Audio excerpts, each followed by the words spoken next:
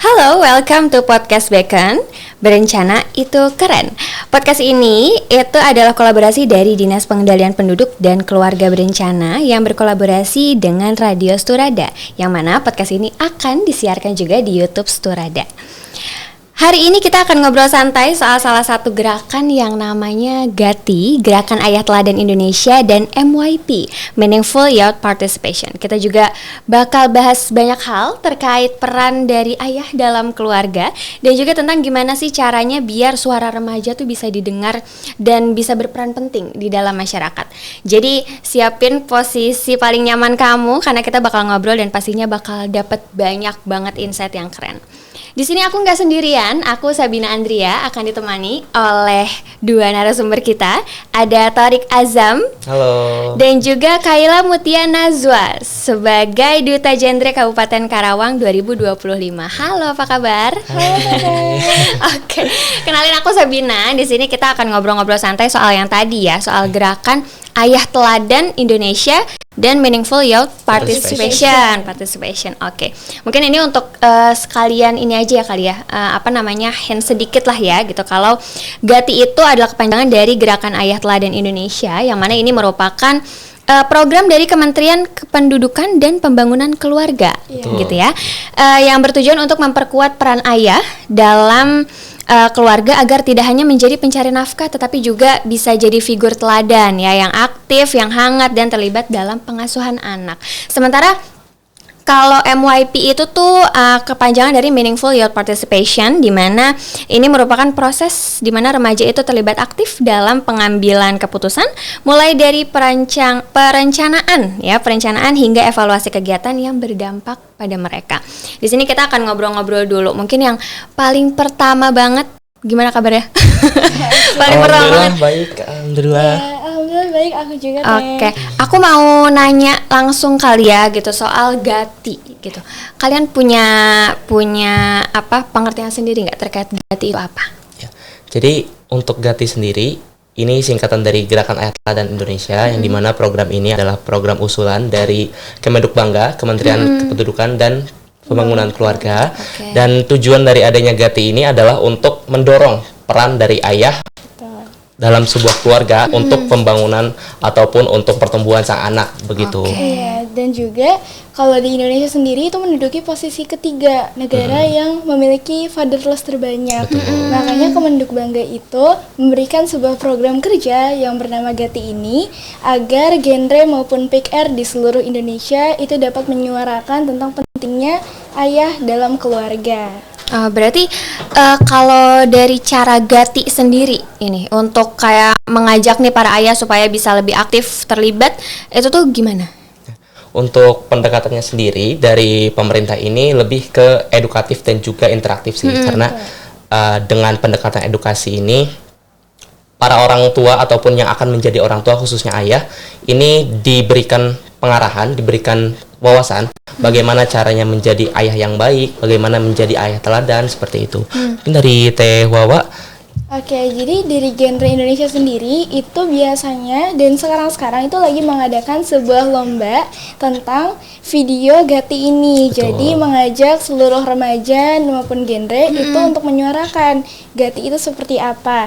Dan juga untuk dari genre sendiri itu biasanya akan sosialisasi, membuka sebuah acara yang akan dihadiri ayah dan anak, dan memberikan ilmu-ilmu parenting bagaimana menjadi ayah dan teladan yang baik bagi anak-anaknya. Berarti biasanya di GATI ini lewat edukasi aja, sosialisasi Betul. gitu ya. Dan social campaign juga. Social campaign. Betul. Dan baru-baru ini ada film yang berjudul tentang ayah ya, yang bertema tentang ayah maksudnya. Dan itu tuh salah satu program juga dari genre Indonesia untuk menyuarakan fatherless tadi. Kalau judul filmnya itu kemarin tentang Panggil Aku Ayah. Panggil Aku Ayah, bisa ditonton ya? Udah bisa mulai ditonton di bioskop, sudah tayang juga. Oke, berarti untuk penonton di sini bisa nonton nanti ya. Gitu. Itu jadi salah satu program dari GATI ini sendiri, kayak gitu.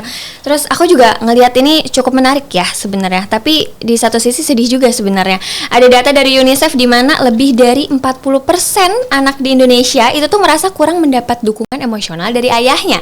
Nah, kalau dari kalian sendiri, kenapa ya hal itu bisa terjadi?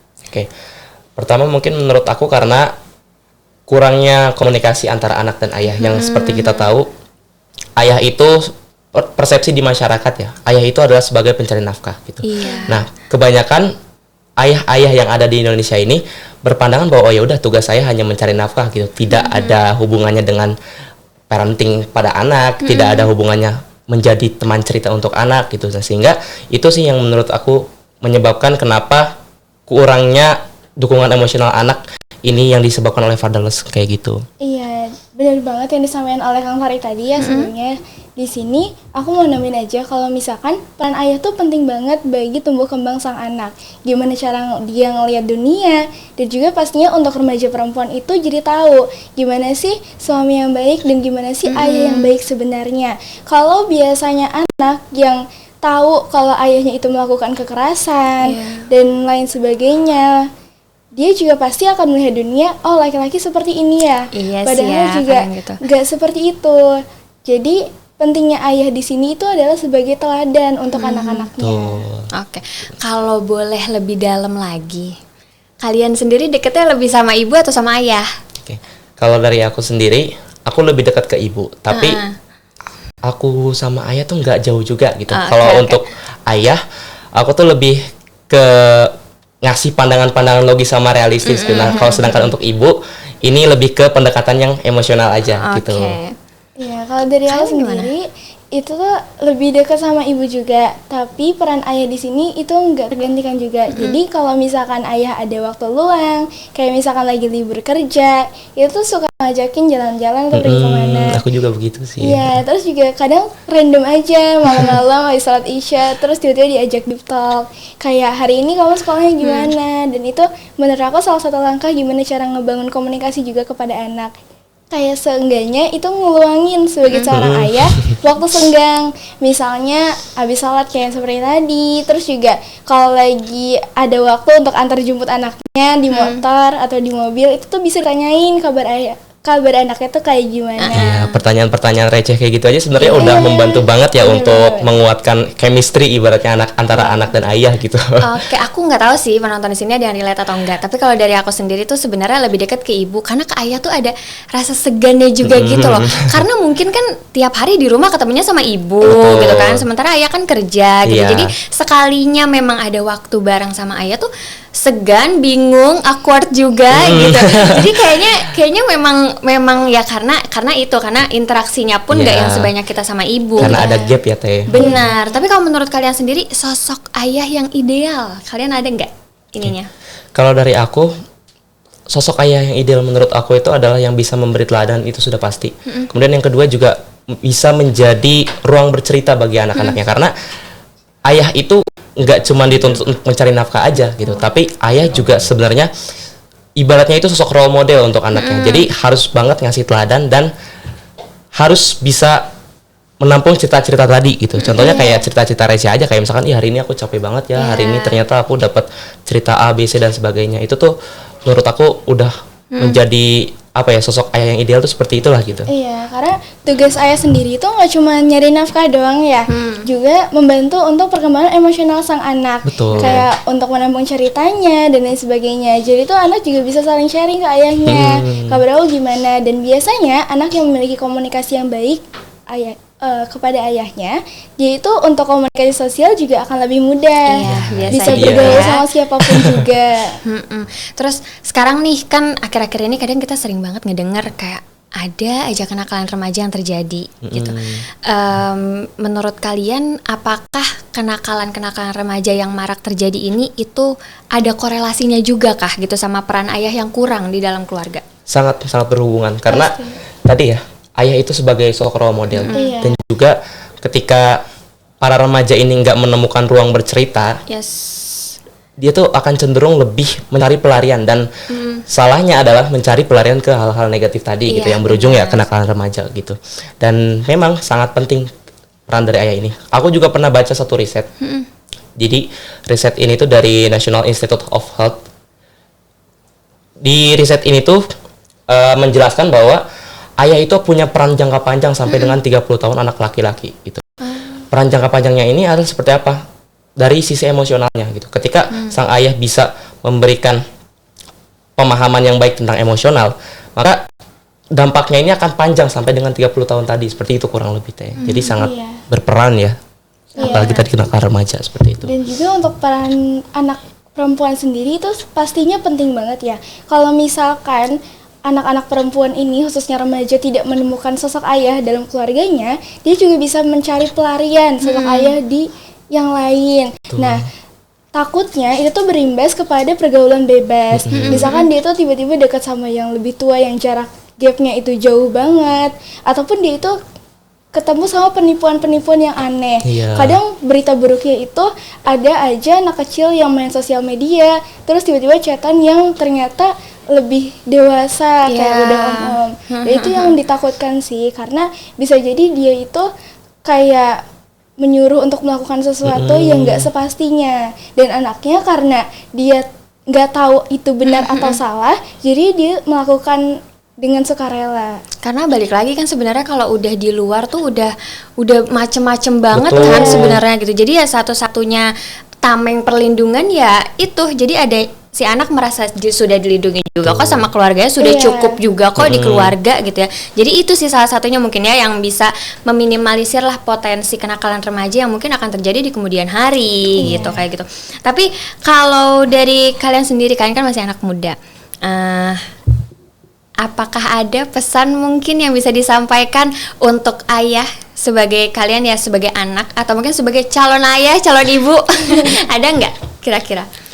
Kalau dari aku untuk para calon ayah dan juga para ayah di luar sana, luangkan waktu bersama dengan anak-anakmu. Karena yang dibutuhkan oleh anakmu itu bukan hanya nafkah aja, tetapi waktu, tenaga, pikiran, dan juga untuk para ayah, tolong hargai anakmu ketika berpendapat. Karena kebanyakan di Indonesia yang aku lihat, ayah itu image-nya adalah galak dan tegas gitu. Padahal tegas dan galak ini dua hal yang berbeda gitu. Jadi kasih kesempatan anak-anak kamu, anak-anak kalian untuk berpendapat gitu. Itu aja sih. Hela sendiri gimana? Kalau dari aku sendiri, untuk seluruh ayah, menurut aku nggak apa-apa banget untuk bilang ke anaknya itu aku bangga sama kamu, ataupun menyampaikan rasa sayangnya kepada anak, entah itu laki-laki maupun perempuan. Karena sebagai anak kita juga pastinya perlu yang namanya dihargai, seperti didengarkan ceritanya, kemudian diapresiasi kegiatannya, ataupun apa yang telah dilakukan. Semisal hadir dalam acara-acara penting sang anak, kayak bagi rapot, terus juga kalau anaknya menang juara lomba, pasti itu menjadi memori sendiri terhadap anaknya kalau dia itu menemukan sosok ayah pada masa-masa remaja dan anak-anaknya. Oke, nah aku tadi mention sih ya, kayak anak tuh harus didengarkan gitu kan, anak harus didengarkan. Terus sekarang kita sebagai remaja gitu kan, kita juga kadang suka ada aja inovasi atau sesuatu yang ingin disampaikan, tapi kadang kalau misalnya nggak didengerin suka jadi sedih gitu. Akhirnya ya udah dipendem aja gitu. Nah, kalau menurut kamu sendiri dikaitin nih ya sama Gati gitu, gimana menurut kamu dukungan dari orang tua khususnya ayah itu tuh bisa membantu remaja untuk lebih aktif berpartisipasi? Mau dari Tewa dulu? Siapa nih? Oke, Tewa dulu boleh. Boleh. Kalau dari sepengalaman aku sendiri ya, dengan adanya peran ayah sendiri, aku tuh jadi disupport banget apapun kegiatannya aku mau lakukan. Kayak akhir-akhir ini tuh aku lagi tertarik banget yang namanya belajar gitar. Awalnya tuh cuma kayak cerita-cerita doang sama ayah. Kayak aku tertarik banget, temen aku bisa main gitar, aku mau beli gitar, gitu-gitu. Terus tiba-tiba suatu hari pulang sekolah diajakin langsung beli gitar. Itu juga kayak kaget, terus makin semangat lagi untuk belajar gitarnya. Iya, jadi benar-benar merasa bangga banget bisa punya sosok ayah yang ngedukung apa yang dimau sama anaknya dan juga bisa mendengarkan cerita-cerita anaknya. Berarti jadi jauh lebih termotivasi kan akhirnya ya, karena kayak udah ngomong kayak gini ternyata langsung dilakuin dan didengerin ternyata gitu loh, ternyata didengerin gitu. Kalau dari kamu sendiri gimana? Nah, kalau dari aku sendiri tadi juga apa yang dikatakan Teh Wawa betul ya. Jadi peran ayah dalam mendukung peran remaja ini sebetulnya adalah dari dukungan emosionalnya gitu. Ketika sang ayah ini mendukung dan ikut mensupport yang lain-lainnya, ini akan si anak ini akan lebih percaya diri ketika akan mengambil keputusan gitu. Seperti contohnya Teh Wawa tadi, ketika Teh Wawa ingin mengenal apa itu musik melalui gitar, ayahnya akan mensupport, ayo kita beli gitar, ayo kita belajar gitar bareng-bareng, dan si anak tuh akan merasa lebih percaya diri gitu. Oh ternyata ayah aku tuh support gitu kalau misalkan aku pengen belajar gitar gitu. Itu sih dari sisi emosionalnya ya. Berarti emang sebenarnya anak tuh sederhana ya, cuman pengen didengerin doang. Jadi kita juga jadi lebih berani untuk berpartisipasi di luar gitu, karena di dalam rumah aja kita udah dikasih ini ya, dikasih semangat gitu loh untuk kayak oke, dengerin anak mau apa didengerin. Betul. Gitu ya. Nah, sekarang kita geser dikit karena tadi kan di awal aku udah ngasih tahu ya sedikit soal Gati sama soal MYP gitu. Nah, sekarang aku penasaran banget, aku mau ngebahas soal MYP-nya gitu. Karena kan hitungannya sekarang di sini kita remaja semua. Kita remaja semua gitu kan. Jadi, aku mau nanya meaningful youth participation itu tuh apa sebenarnya? Meaningful youth participation ini adalah bagaimana remaja memberikan dampak yang bermakna gitu. Jadi dalam MYP ini kita tuh remaja nggak cuman dianggap sebagai orang yang entitasnya tuh ada tapi dampaknya nggak ada gitu. Tapi kita remaja, kita menunjukkan dampaknya, dan dampaknya itu akan bermakna ke hal-hal lain itu. Contohnya dari Gati tadi. Kalau misalkan aku boleh nyinggung soal Gati lagi, peran dari remaja juga sangat berpengaruh terhadap Gati ini gitu. Makanya dari genre sendiri itu ada yang namanya materi MYP ini seperti itu. Iya. Jadi sebagai remaja juga pastinya kita itu Gen Z itu lebih kreatif ya. Kayak apa-apa tuh gampang. Entah itu secara promosi, dan juga sekarang kan banyak konten-konten yang menarik. Nah, Gen Z ini juga pastinya memiliki keahlian dalam hal tersebut. Makanya tadi Gati, orang-orang tuh gak cuma nyebarin lewat offline doang, ngadain seminar, ngadain acara, tapi juga bisa lewat edukasi online dengan Gen Z dan remaja-remaja sekarang.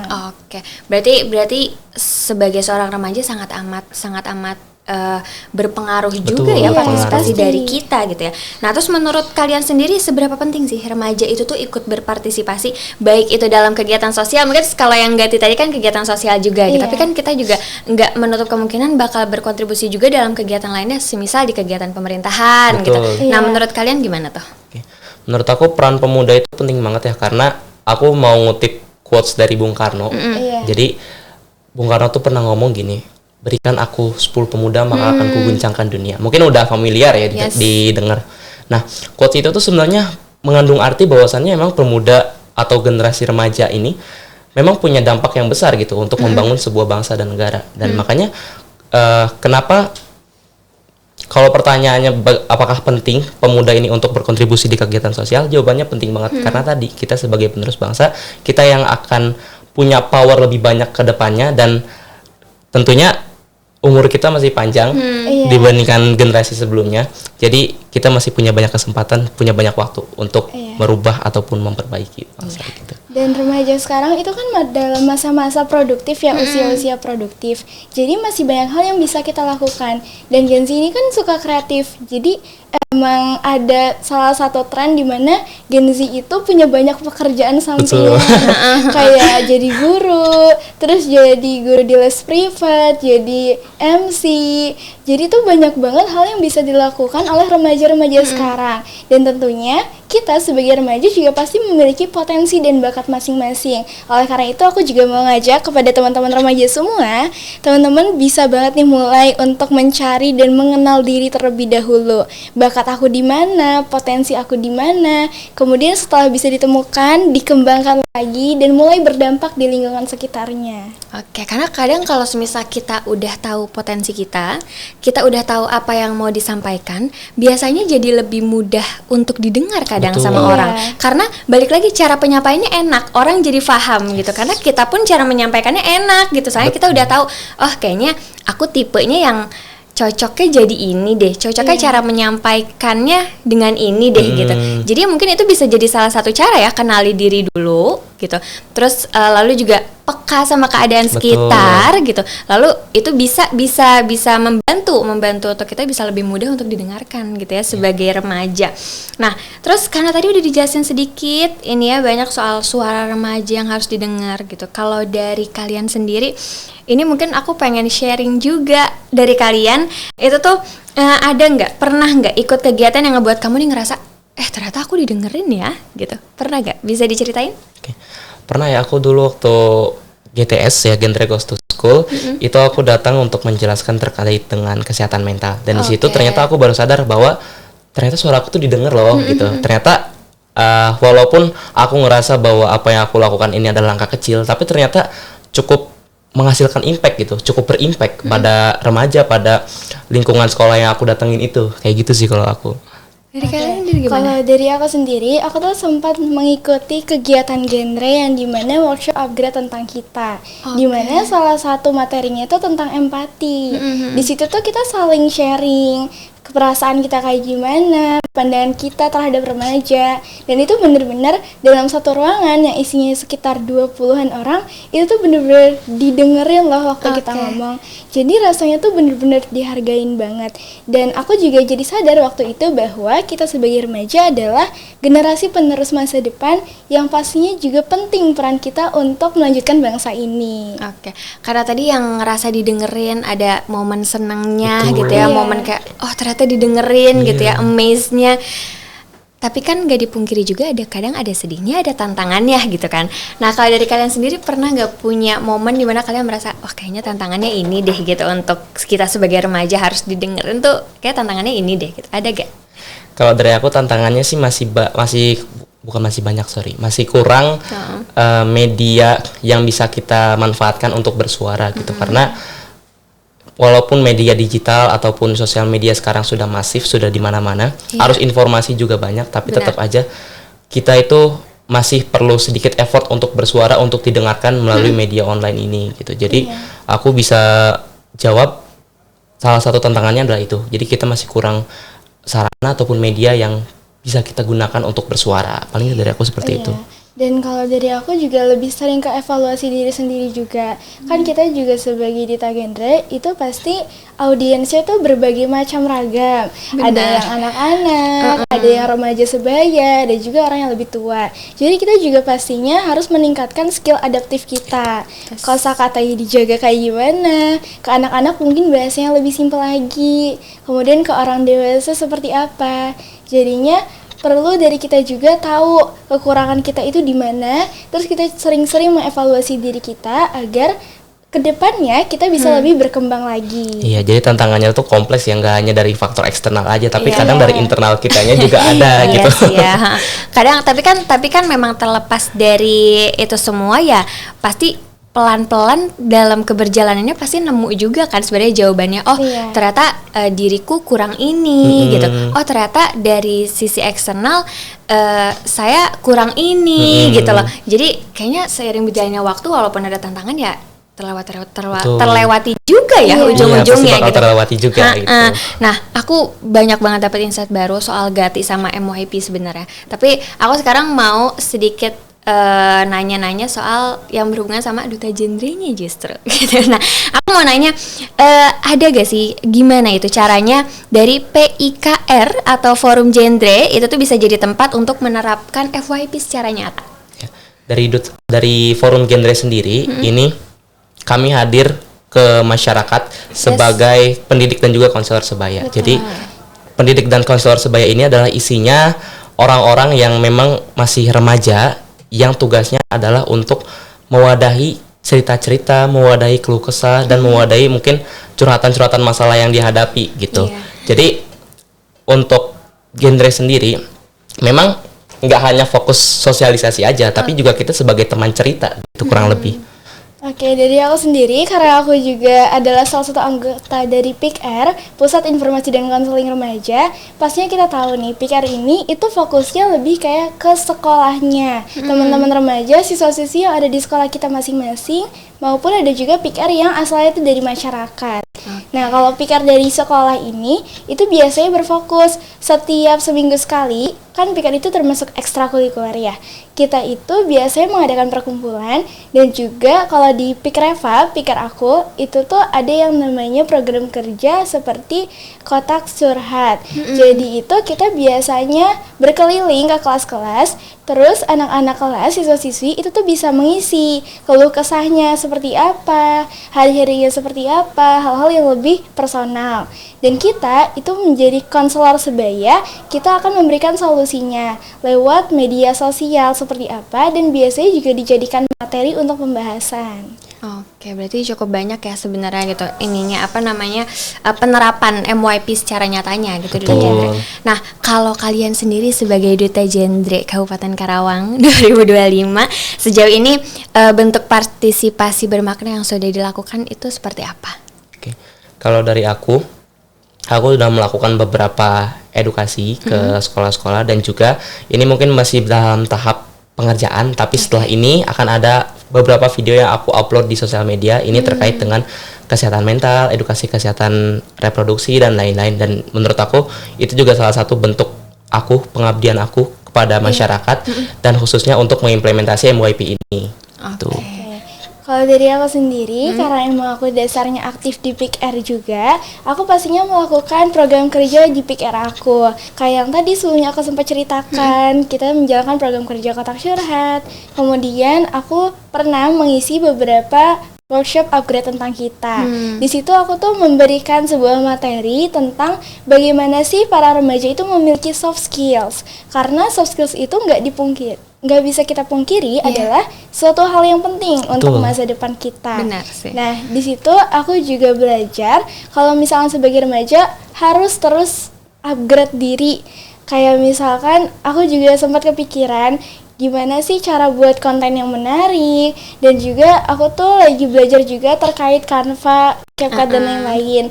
Dan aku kepikiran kalau mau upload dan konten-konten yang edukatif juga nih di Instagram aku maupun di TikTok aku.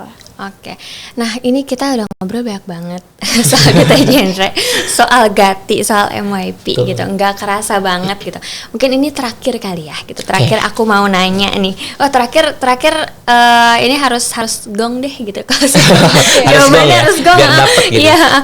Apa sih harapan dari kamu sebagai Duta Genre Kabupaten Karawang untuk semua remaja, entah itu di Kabupaten Karawang atau mungkin di Indonesia gitu ya, terkait gerakan dari Gati dan MYP ini? Harapannya dari aku, semoga setelah adanya podcast ini, setelah podcast ini tayang, makin banyak lagi remaja yang aware dan juga sadar terkait dengan Gati tadi, kemudian juga terkait dengan partisipasi remaja yang bermakna tadi. Karena satu langkah kecil dari remaja itu bisa menimbulkan efek yang luar biasa gitu untuk bangsa dan juga khususnya untuk Kabupaten Karawang, seperti itu. Ya, kalau aku dari sendiri ya, khususnya para remaja yang ingin menerapkan MYP ini, kita tuh bisa banget loh mengenal diri kita sendiri, aware terhadap situasi kita, cari tahu kita tuh orangnya kayak gimana sih, dan juga jangan lupa untuk mengembangkan potensi diri kita sendiri. Nggak apa-apa kita memulai dengan habit yang kecil-kecil dulu, kayak kita biasakan bangun pagi, terus membiasakan 7 kebiasaan anak Indonesia hebat, dan juga lain sebagainya. Nah, ketika kita sudah merasa kita konsisten nih menjadi pribadi yang baik, kita bisa nih memulai memberikan edukasi kepada teman sebayanya, kemudian juga berdampak terhadap hal-hal ataupun potensi yang kita miliki tersebut. Dan juga kepada ayah, jangan lupa untuk meluangkan waktu ya kepada anak-anaknya juga, dan semoga Indonesia saat ini dan kedepannya itu bisa mengurangi fatherless, dan orang-orang juga bisa lebih terbuka tentang fatherless itu seperti apa. Oke, thank you so much. Jadi obrolan kita hari ini tuh benar-benar ngasih insight banyak banget ya terkait Gati, terkait MYP, terus juga Duta Genre juga ya tadi gitu. Jadi kita jadi tahu, oh ternyata di genre ini tuh, di forum genre ini tuh banyak banget kegiatannya gitu ya. Mungkin kita nggak bisa secara langsung kadangnya merubah hal besar itu secara menyeluruh sendirian. Betul. Gitu. Tapi melalui gerakan Ayah Teladan Indonesia dan juga Meaningful Youth Participation, kita bisa sama-sama berkontribusi gitu ya untuk membantu mendapatkan lingkungan keluarga dan remaja yang lebih sehat. Aku mau ngucapin terima kasih banyak untuk Thorik Azam dan juga Kayla Mutia Nazwa sebagai Duta Genre Kabupaten Karawang 2025 yang udah sharing-sharing sama aku dan juga aku sudah mengundang kami. Mungkin next time kita bisa ngobrol-ngobrol soal hal yang lain ya. Oke, boleh banget. Dan aku juga mau ngucapin terima kasih juga untuk kamu yang sudah dengerin obrolan kita sampai akhir. Sampai jumpa semuanya. Dadah.